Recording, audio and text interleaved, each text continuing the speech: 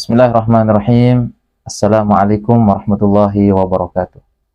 Alhamdulillahirabbil alamin wassalatu wassalamu ala asyrafil anbiya'i wal mursalin sayyidina Muhammadin wa ala alihi washabihi ajma'in.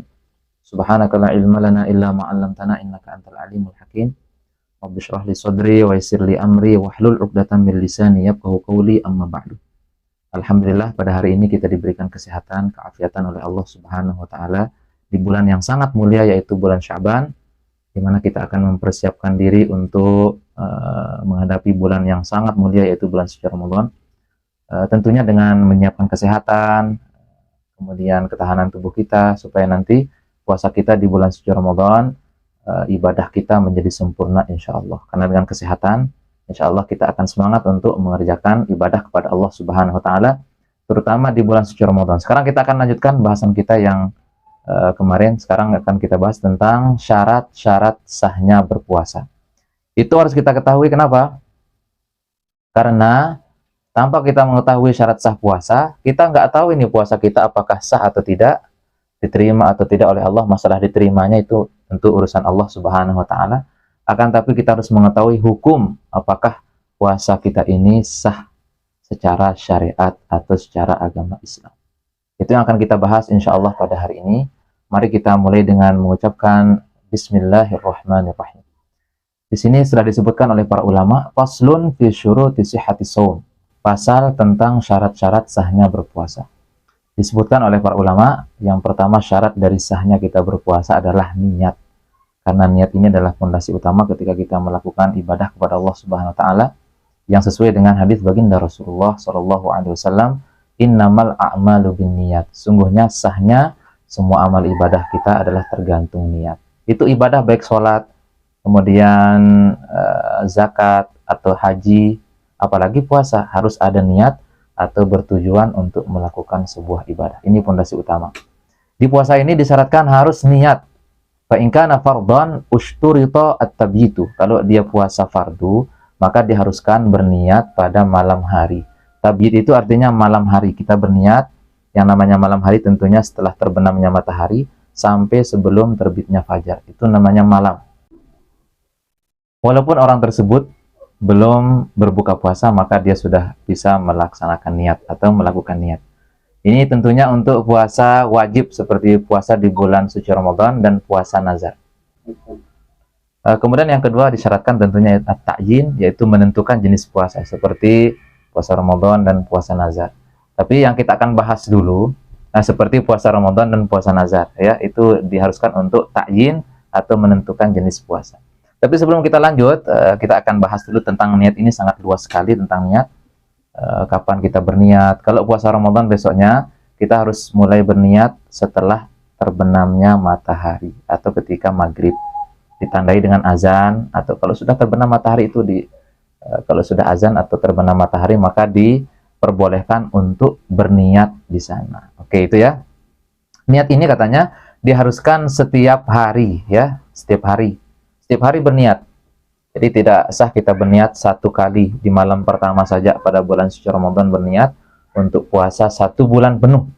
Itu tidak seperti itu, tapi setiap hari itu beda niatnya. Hari pertama niat, hari kedua berniat, hari ketiga berniat. Kenapa? Karena ibadah Ramadan itu adalah ibadah terpisah.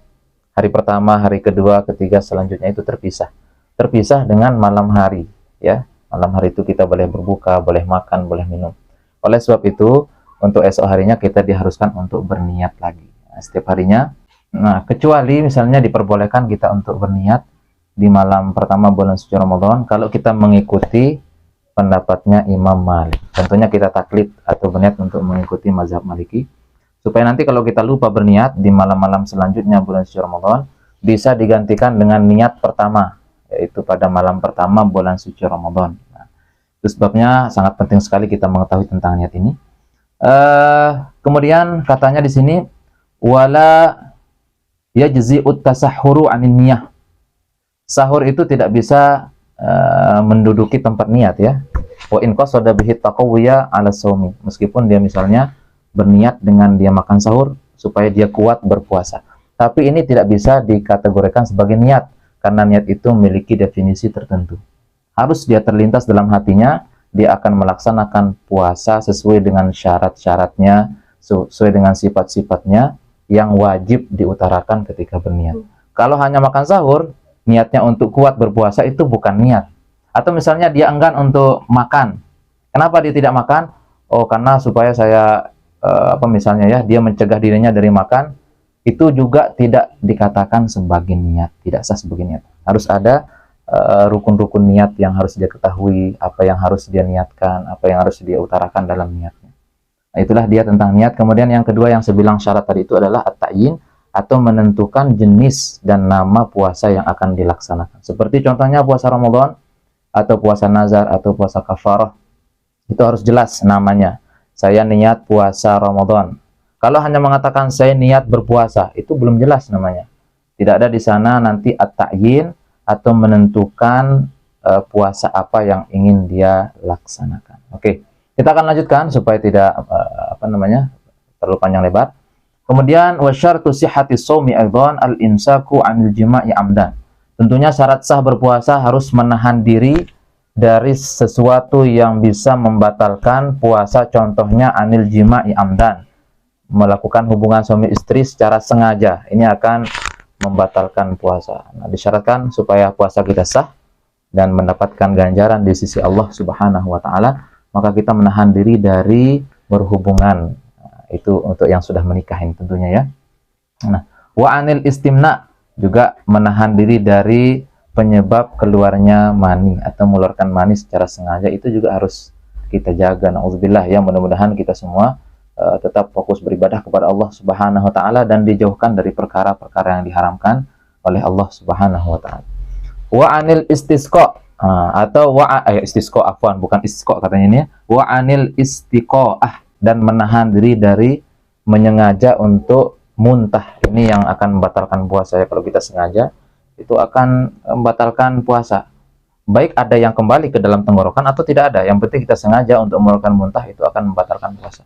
Ini syarat sahnya puasa, kita menahan diri dari istiqoah atau mengeluarkan muntah secara sengaja. Beda halnya kalau orang yang tidak sengaja, misalnya dia sakit kemudian muntah, nah, kemudian tidak ada lagi sisa makanan yang masuk dengan sengaja dalam tenggorokannya, maka puasanya tetap sah kalau tidak ada ya. Tapi kalau ketika dia muntah tidak sengaja, akan tapi sengaja memasukkan sisa muntahnya ke dalam tenggorokannya, maka ini akan membatalkan puasanya ya.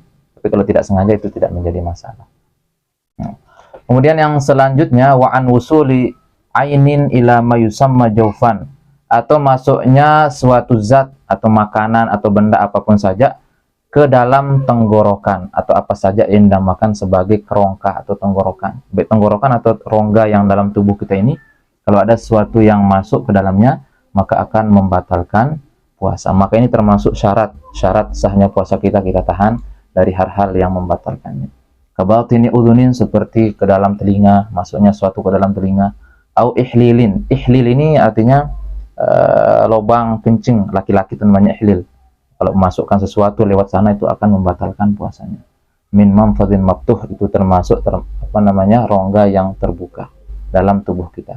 Itu termasuk syarat-syarat puasa yang harus kita ketahui atau syarat sahnya. Fala yadurru wusulu duhnin bitasyarrubil masami. Akan tapi tidak menjadi mudarat seumpamanya ada minyak yang terserap oleh pori-pori kita, itu tidak termasuk membatalkan puasa, karena kalau pori-pori itu tidak tergolong rongga yang terbuka ya. Kalau telinga, kemudian hidung, mulut kita ini adalah rongga yang terbuka. Kalau pori-pori ini meskipun air atau misalnya minyak terserap lewat pori-pori kita, maka tidak terhitung membatalkan puasa, dan itu tidak menjadi masalah ya. Wala ta'mil kuhli bihalqihi, atau misalnya rasa kuhul itu sejenis hina namanya, atau celak kalau bahasa kita ya. Ketika kita gunakan di mata, kemudian ada yang masuk ke mata, setelah masuk ke mata ternyata terasa di tenggorokan. Apakah ini membatalkan puasa? Kata ulama, tidak membatalkan puasa. Nah, itulah dia syarat-syarat yang harus kita ketahui tentang puasa, syarat sahnya puasa. Mudah-mudahan kita selalu diberikan kesehatan, keafiatan untuk menjalankan ibadah puasa di bulan suci Ramadan yang sangat mulia ini oleh Allah Subhanahu wa taala. Amin ya rabbal alamin.